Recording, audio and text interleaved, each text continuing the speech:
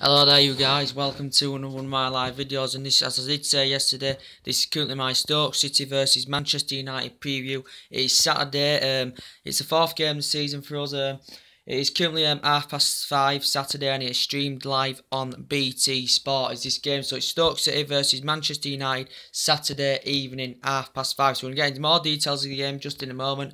So far, Manchester United have been very impressive. The majority of players of the players have put a good shift out. 4-0 against West Ham, 4-0 against Swansea, Westmore, and 2-0 against Leicester. So far, 3 games, 9 points, 10 goals, and no goals conceded at the moment. So it has been a perfect start for Manchester United. And Stokes will be a real tester. Lukaku's already got 3 goals.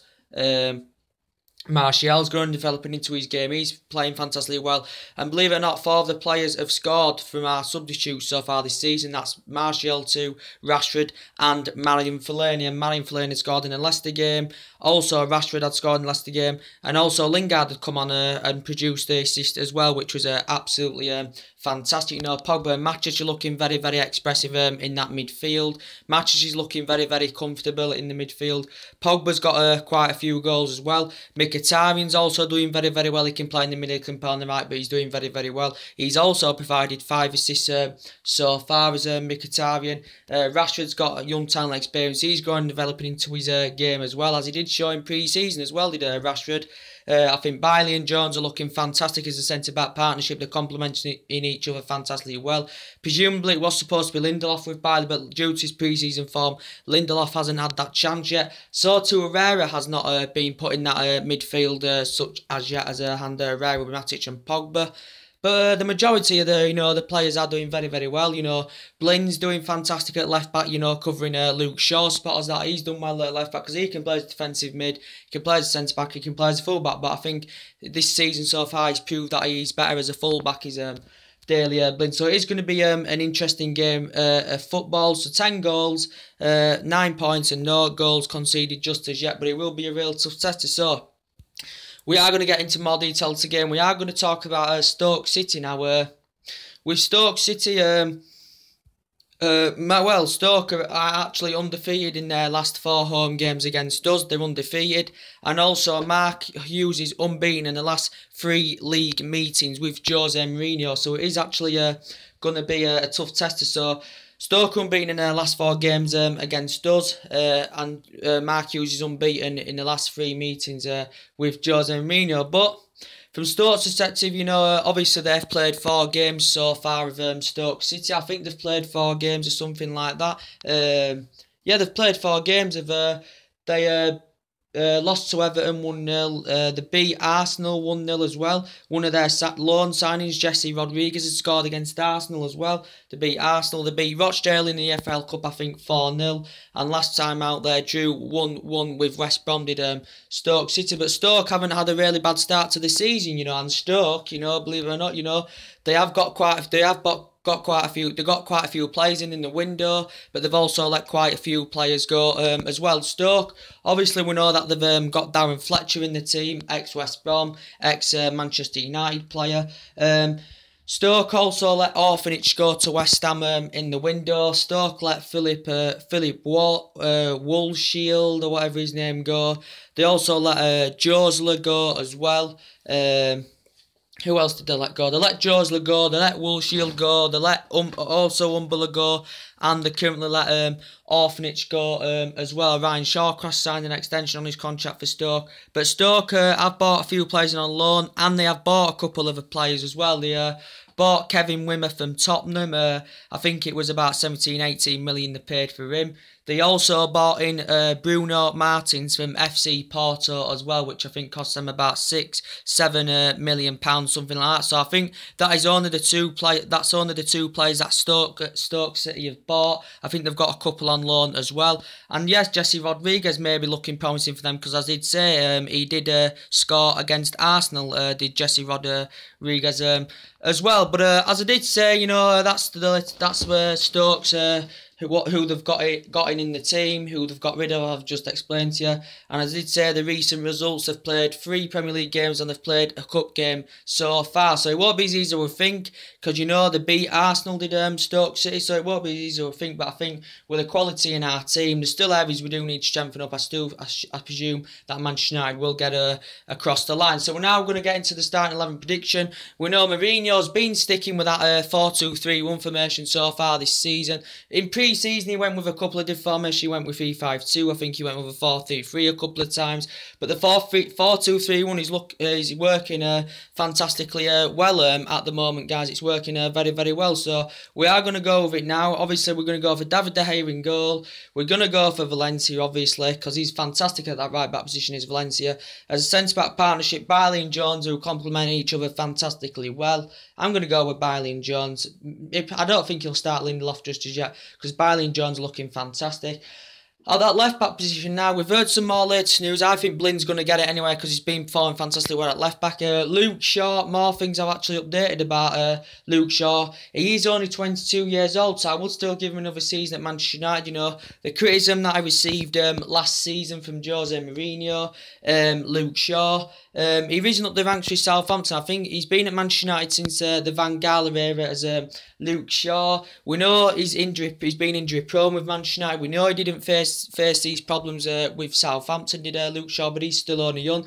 The player that he's got just under 2 years under his current contract. Yeah, there's in the process of it, there's no been negotiations or discussions about extending his contract. Whether Mourinho will be prepared to sanction the current player off in January and cash in on Luke Shaw due to his injury prone. But yes, Luke Shaw has been injured quite a while, but now he has progressed. He has nearly fully recovered from injury, as Luke Shaw has been participating in the last couple of reserve games as Luke Shaw. But really, Mourinho's not really said much regarding Luke Shaw's future. I think more things will be said nearer when the January transfer window comes. What Mourinho will be doing with Luke Shaw. He's tried getting alternative placements in the August window, possibly, but it come to a conclusion as we didn't get a left back in. But I would give Luke Shaw, you know, another season, because I think when he gets them run of games, Luke Shaw, he can perform fantastically well. Can Luke Shaw? But yeah, and in January. Well, he's receiving £80,000 a week with Manchester United, and in January he'll have 18 months of his contract left. So we'll see what happens. Rojo, I think, is still injured. And we've got some latest news about Ashley Young as well. Well, presumably he's actually a winger, is Ashley Young. But we know when he's been playing Manchester United before, you know, he's been playing at left back. I think he's played at right back before. And yeah, he is an actual winger, is Ashley Young. You know, the player that risen up the ranks with Watford. He was there 4 years. He didn't win any silverware, you know, until he actually come to Manchester United. He's won PFAs, you know, with Watford. He's won PFAs with Aston Villa as Ashley Young. He's representing under 21s for the England before, but since then he's earned 30 caps. So he'd earned 30 caps for England at Ashley Young. But yeah, since he's been at now Manchester United 6 years as Ashley Young, and I think, you know, he's won at every single domestic cup with Manchester United as Ashley Young. I think in the first 2 or 3 years at Manchester United, I thought Ashley Young was absolutely fantastic. But I think actually since basically 2014 that Ashley Young really, you know, hasn't been the same player. You know, he's come easily predictable. He struggled to beat a fullback, as we've seen in recent years. He can't put a ball into the box.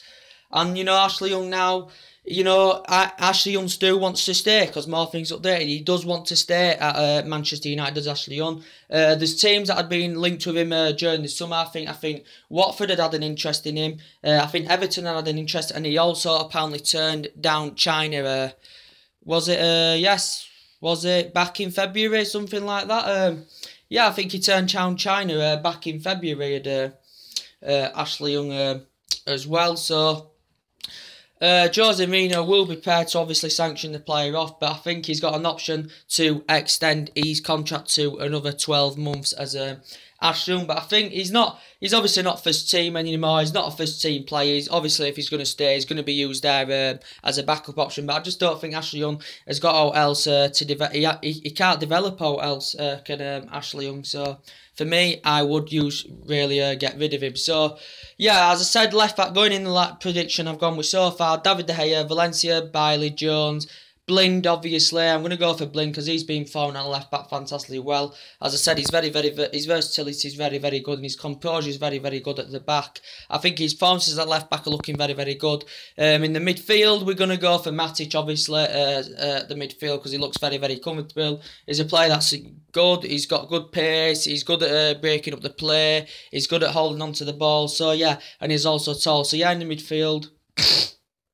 Pogba, obviously, in the midfield. So I think Matic lets Pogba set 3, which is very, very good. So we're going to go Matic. We'll go Pogba there in the midfield. We're going to go on the left-hand side. We are going to go with, it's either Martial or Rashford, as I said. It's good that you've got two young, talented, experienced players in your side.